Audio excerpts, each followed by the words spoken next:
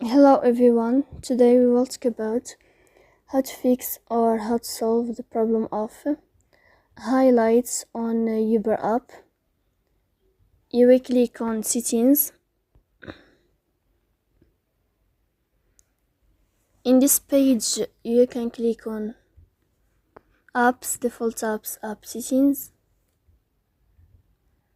On above you can search about Uber app and you will enter. Then you can click on first stop and you can click OK. After that you will enter to the window of storage.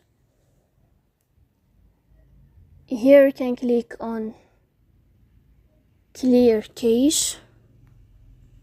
In the end you can turn off your phone and you can turn on your phone again. So please don't forget to support us by liking and